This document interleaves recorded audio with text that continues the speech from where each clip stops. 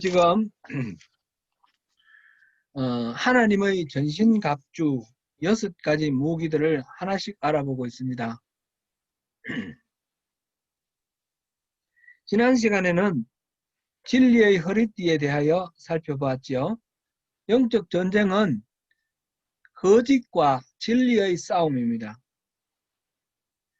거짓의 아비 사탄 마귀는 언제나 그럴듯한 거짓으로 접근해 옵니다. 거짓을 받아들이는 순간 이 허리띠가 풀리면서, 허리띠가 풀리면 모든 행동이 제약을 받게 되고 무장을 한 것들이 다 쓸모없게 되는 그런 상태가 됩니다. 무력한 상태가 되는데, 바로 우리가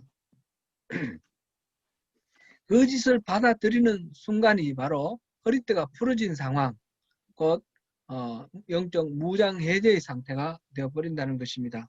따라서 영적 전쟁에서 승리하기 위해서는 진리이신 하나님, 진리이신 예수 그리스도로 허리띠를 단단히 동여매야 합니다. 코로나 바이러스가 처음 이렇게 막 우리 조국 대한민국에서 막 퍼져나갈 때에 신천지가 큰 문제가 되었죠. 신천지는 원래 본질적으로 거짓을 가르치고 속이고 자신을 숨기는 그런 속성을 가진 비밀 집단이죠. 신천지가 이 코로나를 통해서 거짓을 앞세우는 그런 집단이라는 것이 드러났습니다. 온갖 거짓말로 신분을 숨기고 자신의 어떤 동선을 숨기고, 그래서 방역 당국을 힘들게 만들었던 그런 신천지의 그 약점을 보면서 우리가 하나님께서 신천지의 이 거짓됨을 이 코로나를 통해서 드러내 주시는구나, 이런 생각을 했었습니다. 그런데 요즘 우리 조국 대한민국에서는 전광훈을 대표로 하는 극우 보수 교회들이 큰 문제가 되고 있습니다. 그들은 자신의 정당성을 합리화하기 위해서 정부 당국의 모든 노력을 뒤엎는 그런 가짜 뉴스를 퍼뜨리고 비협조적으로 나오고 있습니다. 전광훈은 자기가 코로나에 걸렸는데 이 북한의 테러다, 이렇게 말했습니다. 사실 8.15 그 집회에 나오기 이전에는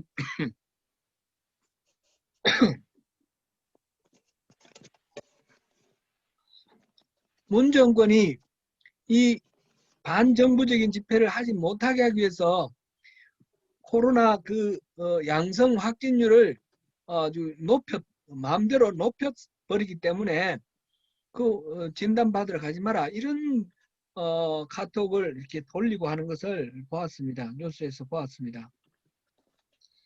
이 모든 것들이 다 가짜 뉴스지요.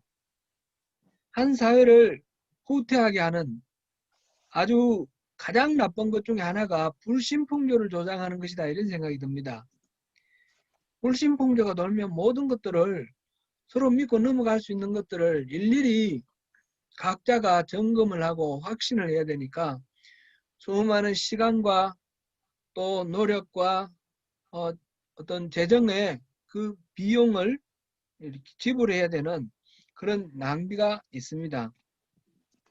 요즘 교회에 와서 너무 열심히 생활하면 혹시 신천지가 아닌가, 그런 의심을 하는 그런 경향이 있지요. 이것이 얼마나 큰 불행입니까? 지금 그 신천지가 아닌 정통 교단 내에 속한다고 하는 교회들이 이렇게 또 불신풍조를 조장함으로 한국 사회 전체에서 한국 교회 전체가 또 신뢰를 잃어버리는 그런 참 어처구니 없는 그런 상황이 되어서 너무너무 안타깝습니다. 우리가 더 많이 기도하고 우리가 깨어 있어야 되겠다, 그런 생각이 듭니다. 거짓과 진리의 싸움에서 진리는 모든 무장의 기초가 됩니다. 진리를 놓쳐버리면 무장 해제된 거나 마찬가지가 됩니다. 오늘은 두 번째 무장으로서 의의 호심경에 대해서 알아봅니다. 의의 호심경. 호심경이라는 말은 한자로 이 지킬 호자, 마음 심자, 거울 경자입니다. 심자는 마음 심자는 심장, 염통을 말하죠. 피를 돌게 하는 그 심장. 우리의 장기 중에 가장 핵심적인 장기. 심장이 멈추면 우리는 바로 죽죠. 다른 장기는 다쳐도 조금 이렇게 견딜 수가 있지만 심장은 아주 치명적인 그런 장기입니다. 거울은 요즘은 다 유리로 만드는데 옛날에는 청동으로 만들었죠. 그래서 한쪽을 아주 이렇게 잘 갈고 잘 닦아서 청동 그 거울 면으로 얼굴을 비출 수 있도록 그렇게 했었습니다. 옛날에는 우리 역사 시간에 배운 그 갑자기 이름이 생각이 안 나네요. 역사 시간에 배운 거 단유세문경이라는 게 있었죠. 단유세문경 이거는 고조선 시대 2400년 전에 만들어진 그런 청동 거울입니다. 그런 것도 있고 또 백제 시대 문영왕릉에서도 거울이 나왔고 이런 거울들 조선시대도 청동 거울을 썼던 그런 유물이 있습니다. 그래서 호심경이라는 말은 우리 생명에 치명적인 영향을 주는 심장을 비롯한 이 내장을 보호하는, 그래서 가슴을 보호하고 등을 보호하는 이런 이 갑옷에 이 청동으로 거울을 만들어서 이렇게 다는 것처럼 앞판 뒷판 이렇게 단단한 판을 만들어서 이렇게 가리는데 그것을 호심경이라 부르는 것입니다. 호심경은 그러니까 장기 가운데 가장 치명적인 심장을 보호하기 위해 갑옷의 가슴 쪽에 붙이던 호신용 구리조각, 이렇게 정리할 수 있고, 예전의 우리말 성경 개역 한글에 보면 그것을 의의 흉배 이렇게 했는데, 흉은 가슴 흉자고 배는 등배자예요. 이것을 앞가슴과 등에 이렇게 붙이는 것, 그런 보호장구였습니다. 사람이 아무리 힘이 세고 용맹하더라도 심장을 칼이나 창, 화살로 찔리면 바로 목숨을 잃기 때문에 심장을 보호하는 그런 보호하는 것은 절대적입니다. 오늘날에도 이 심장을 다치지 않도록 하기 위해서 장비를 하죠. 군인들이나 또는 경찰이나 경호원들이나 보면 방탄복을 입지 않습니까? 그 방탄복이 바로 여기서 말하는 호심경이다, 이렇게 생각하면 되겠습니다. 영적 전쟁에서도 우리의 생명, 영적인 생명을 치명적으로 해칠 수 있는 그런 사단의 공격을 가로막는 그런 호심경이 필요한데, 그 호심경, 그것을 우리가 반드시 갖춰야 된다는 것입니다. 가장 치명적인 심장을 지키기 위해 호심경을 입듯이 우리에게 가장 치명적인 생명을 지키기 위한 보호장구로는 righteousness, 의를 우리 영적인 호심경으로 그렇게 삼아야 한다는 것입니다. 그래서 의의 호심경 이렇게 했습니다. 지지난주에 우리는 영적 싸움이 거짓과 진리의 싸움이라 그랬는데, 또 다른 측면에서 보면 이 영적 싸움은 의와 불의의 싸움이다, 이렇게 말할 수도 있습니다. righteousness와 unrighteousness, 이것이 싸우는 것이 바로 영적 전쟁입니다. 사탄 마귀는 하나님의 백성 그리스도인을 공격할 때 불의로 공격합니다.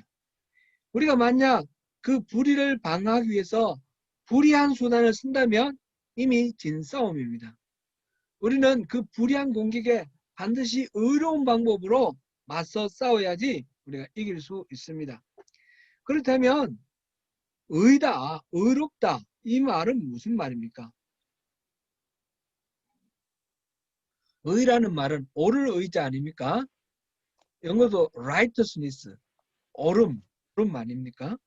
잘못이 하나도 없이 완전하게 흠 없이 옳은 그런 것을 righteousness라고, 의라고 그렇게 말을 합니다.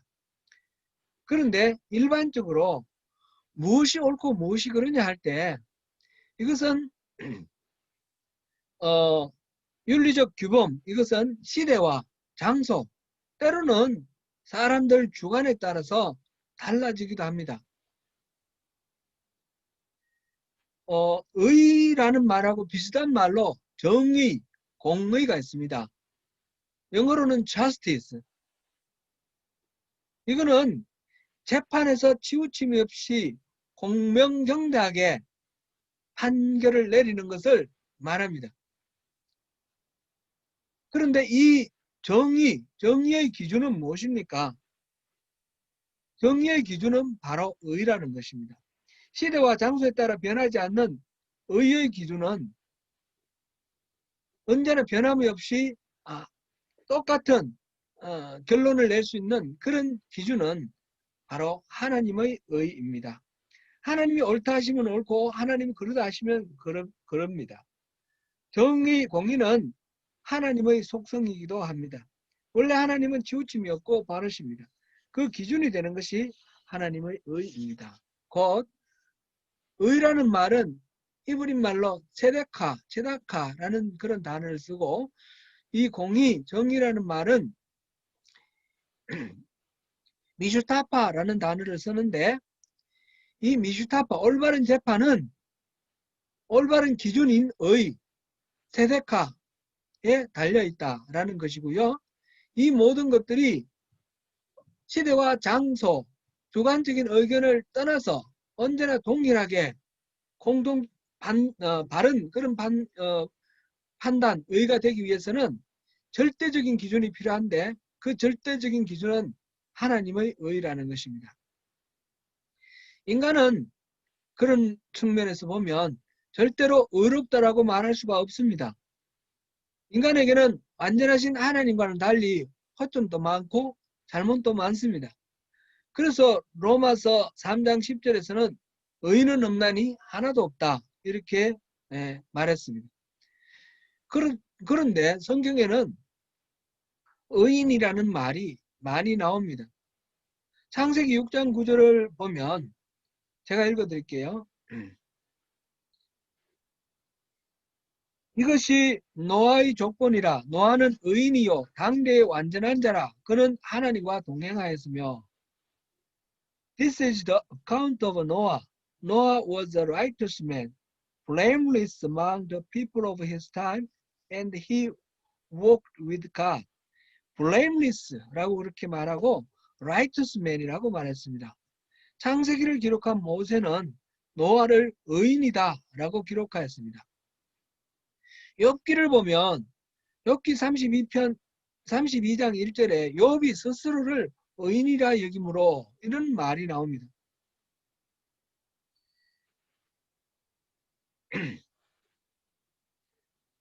예수님은 아벨을 의인이라 말씀하셨습니다. 마태복음 23장 35절입니다. 이사야는 의인의 길은 정직하며 정직하신 주께서 의인의 첩경을 평탄하게 하시도다. 이사야서 26장 7절 말씀입니다. 이렇게 말했습니다. 다윗은 시편 37편 27절에서 의인이 땅을 차지하며 거기서 영원히 살리로다 라고 말하였습니다. 잠언에서도 수많은 구절에서 의인을 말하고 있는데, 특별히 우리 잠언 24장 16절에서 의인은 7번 넘어져도 일어나려니와 악인은 재앙으로 말미암아 엎드러지느니라, 이런 말씀을 우리 지난번에 봤습니다. 사람이 어떻게, 많이는 의인은 없나니 하나도 없다 그랬는데 사람이 어떻게 의롭다는 말로 표현이 될 수 있을까요? 로마에서 이것은 기록된 바 오직 의인은 믿음으로 말미암아 살리라 함과 같으니라. 로마서 1장 17절 말씀입니다. 사람은 본질적으로 의로울 수 없지만 오직 믿음으로 말미암아 어렵다라는 평가를 받을 수 있게 된다는 것입니다. 그러므로 성경에서 어렵다는 말은 그 사람의 어떤 인격적인 상태를 말하는 것이 아니라 관계를 설명하는 말이 됩니다.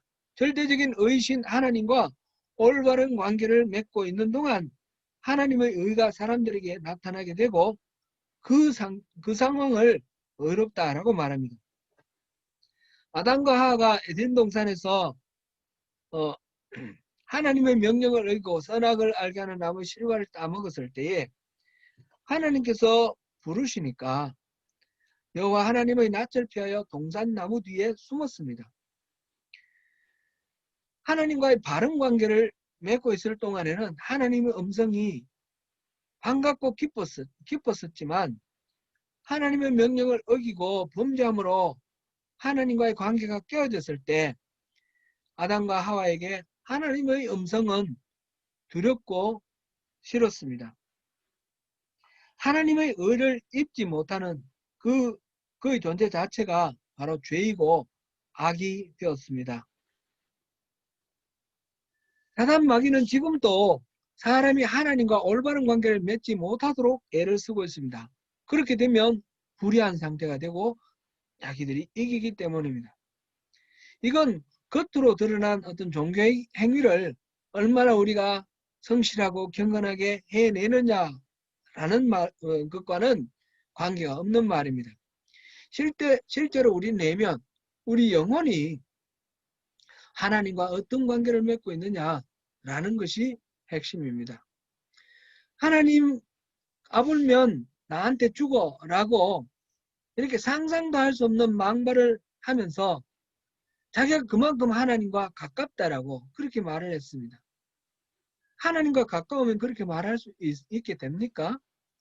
우리가 이 하나님과의 이 친밀함, 하나님과의 관계에 끊어지면 안 되는 우리 신앙의 핵심을 이야기하면서 이 친밀함과 동전의 양면으로 함께 가야 하는 것이 뭐라 하였습니까? 경외함입니다. 이 친밀함만 있고 경외함은 없다면 그 관계는 아무런 의미가 없습니다. 그런 친밀함 자체가 존재할 수가 없습니다. 경외함만 있고 친밀함이 없다면 그런 관계도 존재할 수가 없습니다. 경외함과 친밀함은 같이 있을 때 같이 존재하는 것입니다.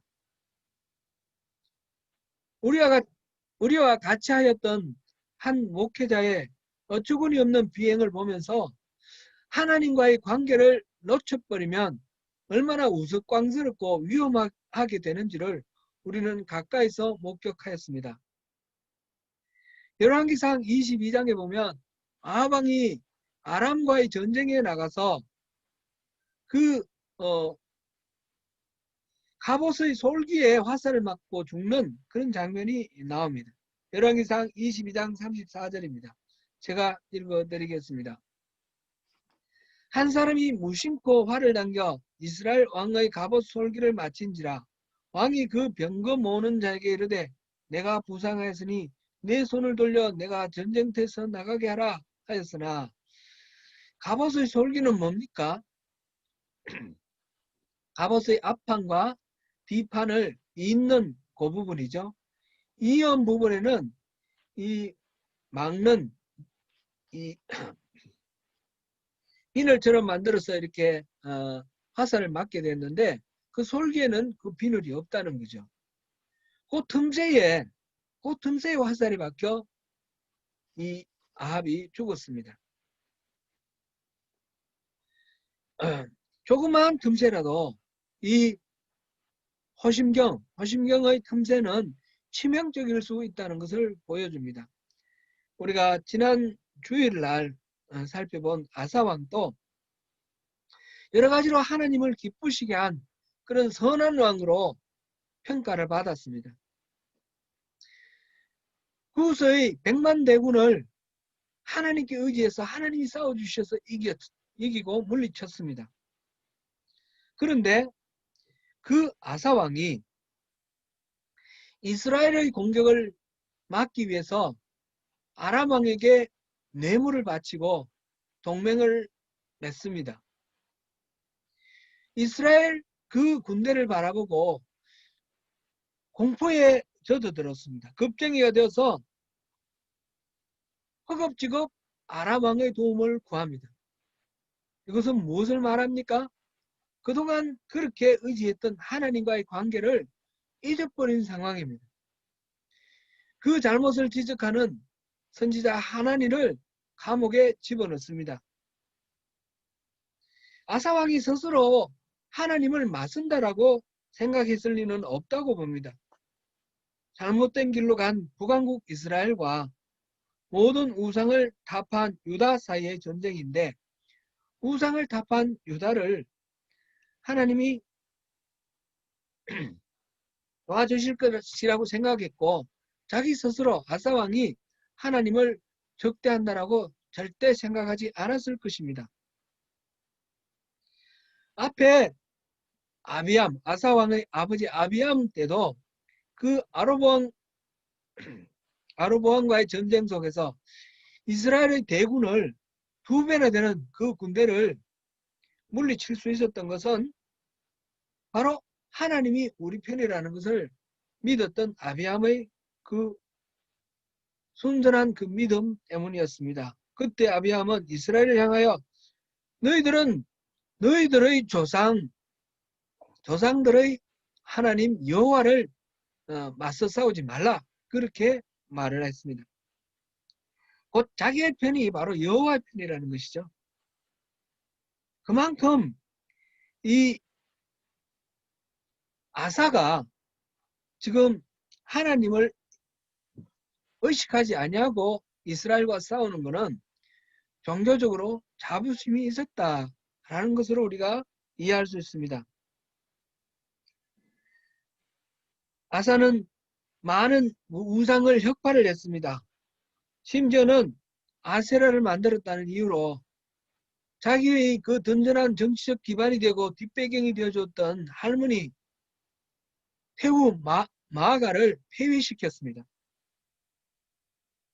그렇게까지 단호하게 우상을 물리쳤기 때문에 스스로 이 종교계의 업적들의 자부심을 가지고 이 모든 일들이 하나님과의 관계를 이렇게 든든하게 만들었다라고 스스로 확신했을 것입니다. 그러나 하나님과의 관계는 겉으로 드러나는 우상의 혁파나 또는 안식일을 지키는 것이나 절기를 지키는 것이나 그런 것들, 종교 행위가 아니라 그 중심에 항상 하나님을 바라보고 하나님 뜻을 살피고 하나님의 말씀에 순종하느냐 그렇지 않느냐라는 것이 문제인 것입니다. 이 아사왕은 자기가 한 여러 가지 종교개혁의 그 업적들을 자기의 의를 바로 하나님의 의로 대체해버리고 말았습니다. 종교개혁의 성과, 그것을 자신의 공로로 생각하는 바람에 하나님의 의를 덧입지 못하게 되었습니다. 하나님, 이 의의 호심경이 텀이 나는 것은 다름 아니라 자기의 의를 의지하는 것입니다. 조금만 어그러지기 시작하더라도 얼마나 쉽게 어그러지는지 모릅니다. 하나님의 의를 호심경으로 삼지 않으면 쉽게 우리는 치명적인 상처를 받고 무너질 수 있습니다. 사랑하는 성도 여러분, 영적 전쟁에서 가장 중요한 것, 지난번에 첫째는 진리였습니다. 진리로 허리띠를 삼아야 합니다. 둘째는 의입니다. 의로움. 그런데 그 의는 나의 의로움이 아니라 하나님의 의로움이 나에게 나타나는 것이어야 합니다. 그렇게 되려면 내가 하나님과 올바른 관계 안에 있어야 됩니다. 그래서 성경에서 말하는 의는 하나님과의 바른 관계다. 이렇게 누차 우리가 살펴보았던 말씀입니다. 항상 주님과 바른 관계에 있는지 살펴보는 것이 바로 24시간 예수를 바라보는 것이고 그것이 바로 성령 충만한 것입니다.